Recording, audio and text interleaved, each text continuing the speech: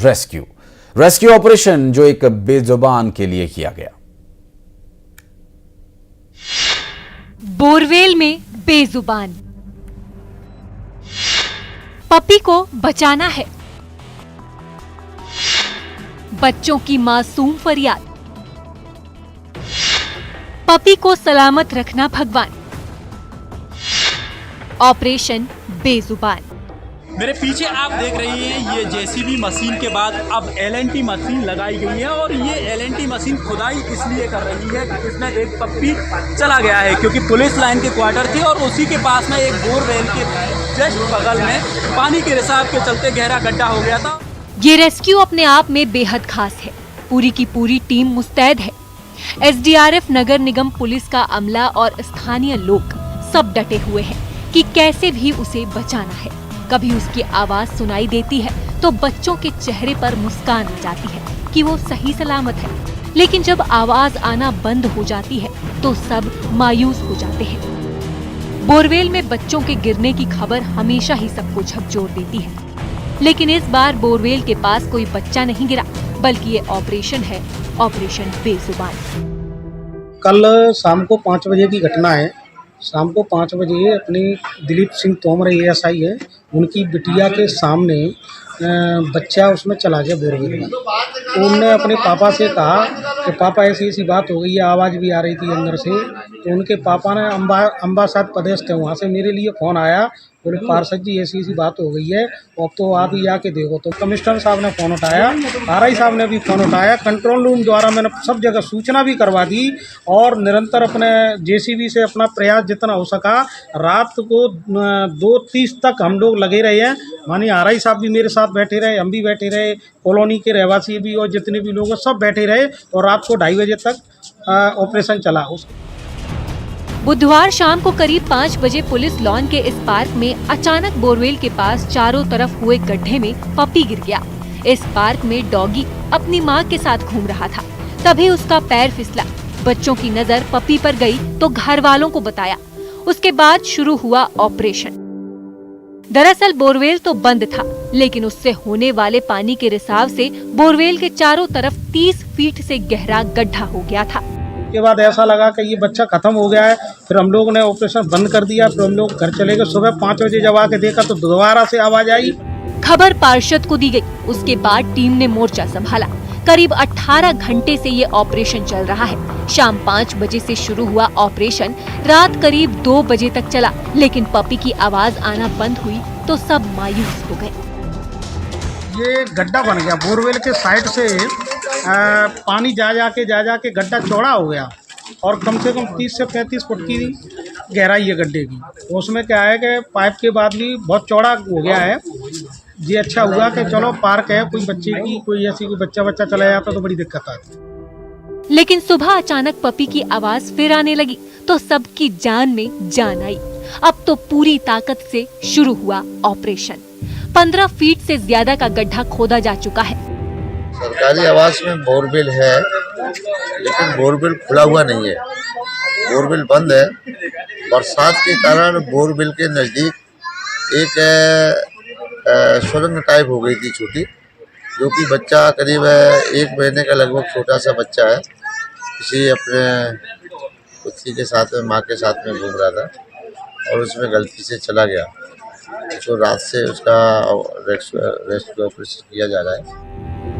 सबको उम्मीद है कि ऑपरेशन बेजुबान जरूर कामयाब होगा। बच्चों की भी यही फरियाद है, पपी को सही सलामत रखना भगवान। मुरैना में अमित शर्मा के साथ bureau report, news 18, Madhya Pradesh, Chhattisgarh.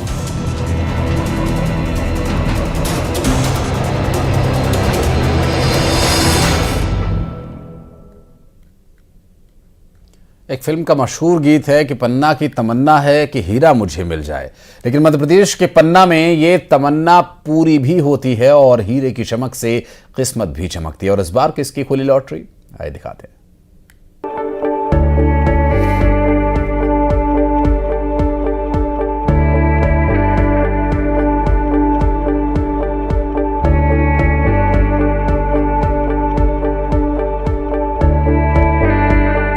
पन्ना में तमन्ना, हीरा मुझे मिल जाए।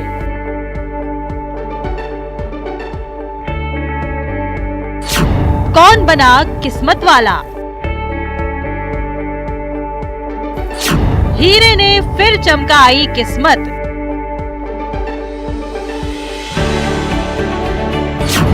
प्रांजुल बनी रानी, दिव्यांशु बना जेंटलमैन। एक साल में बन गए दोनों लखपति। हीरे की इस चमक ने न जाने कितनों की किस्मत चमकाए, न जाने कितनों की तकदीर बना दी। पन्ना यानी हीरो की नगरी, लेकिन हर किसी की आंखों में हीरे की चमक नहीं होती। कई साल तक लोग इंतजार करते हैं कि खुदाई में अगर एक नग हीरा भी मिल जाए तो उनकी लाइफ बन जाए, लेकिन पन्ना में जिन किस्मत वालों का हम जिक्र कर रहे हैं उनकी तो एक ही साल में हो गई बल्ले बल्ले। प्रांजुल तिवारी बन गई रानी तो दिव्यांशु बन गया जेंटलमैन। दोनों को एक नहीं बल्कि तीन हीरे मिले, जिससे उनकी खुशी का ठिकाना ही नहीं रहा।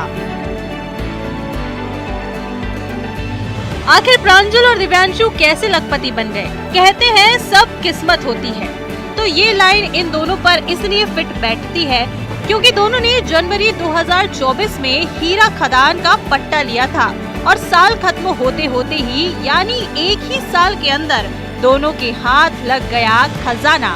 वो भी एक हीरा नहीं बल्कि तीन हीरे, जिनकी कीमत लाखों में है। सरकोहा हीरा खदान में ब्रिजपुर के रहने वाले प्रांजुल और दिव्यांशु को तीन नग हीरे मिले हैं, जिन्हें इन्होंने हीरा कार्यालय में जमा किया है। इन हीरों की अनुमानित कीमत करीब 15 लाख रुपए आंकी जा रही है।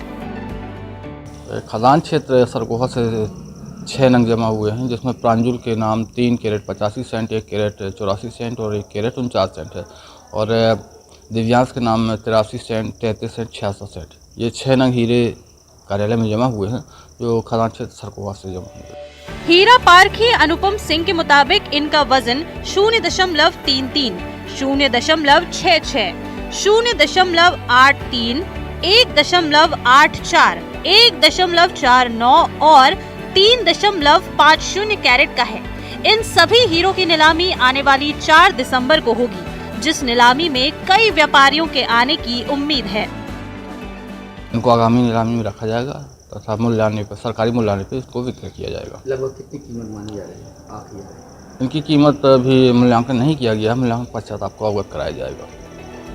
अब इस हीरे की कीमत कितनी लगाई जाती है, इसके बाद रॉयल्टी काटकर बाकी रकम दोनों को दे दी जाएगी। अब हीरे से मिलने वाली रकम से प्रांजुल और दिव्यांशु ने प्लान भी बना लिया है, वो कहां इस पैसे को इन्वेस्ट करेंगे। तो अब देखना ये होगा कि पन्ना में अगली बार किसकी किस्मत चमकेगी। पन्ना में संजय तिवारी के साथ bureau report, news 18 Madhya Pradesh, Chhattisgarh.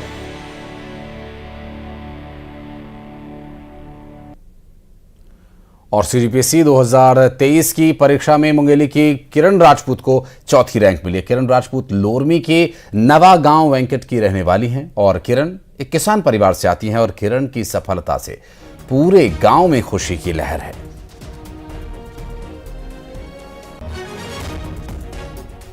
आपको बता दें कि मुंगेली के लोरमी की रहने वाली किरण एक उम्मीद की किरण बनकर आई हैं और अब परिवार और गांव की बिटिया ने कमाल कर दिखाया।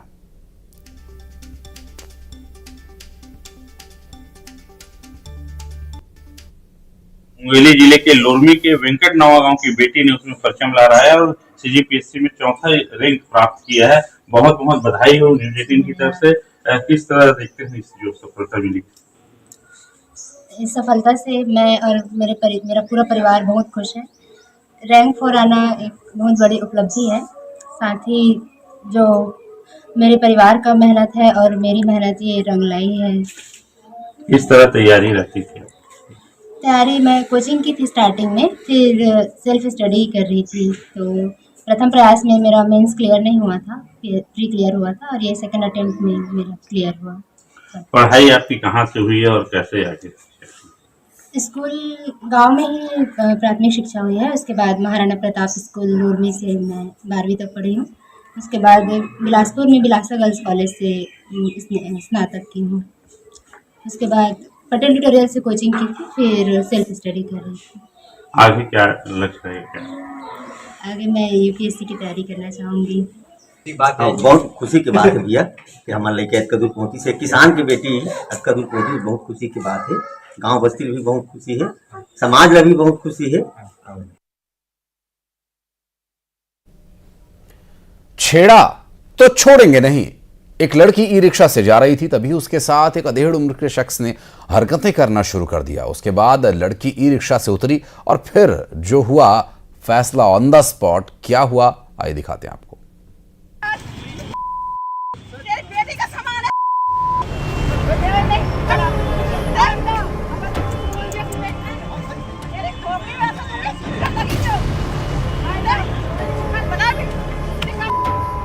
छेड़ा तो छोड़ेंगे नहीं, चप्पलों से धुनाई शामत आए, फैसला ऑन द स्पॉट। पैर छूकर मांगी माफी,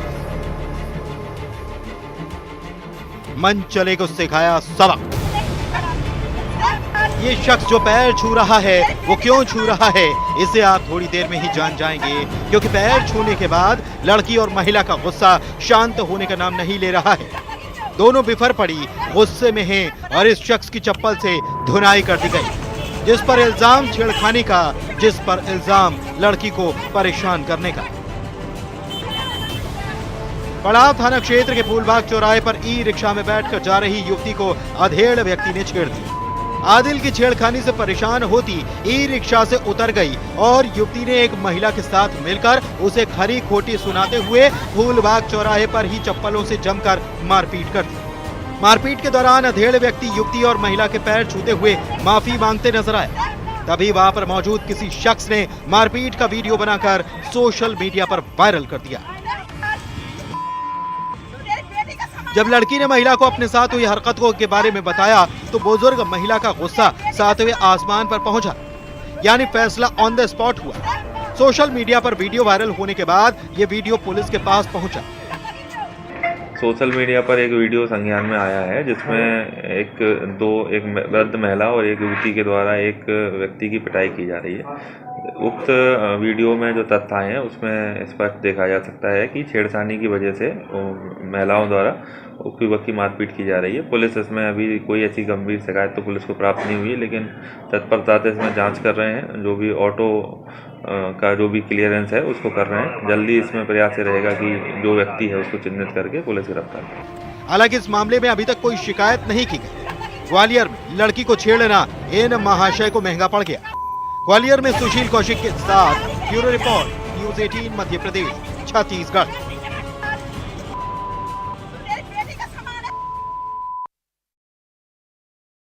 जारी हैं, वक्त एक बहुत छोटे से ब्रेक का, जल्द लौटते हैं।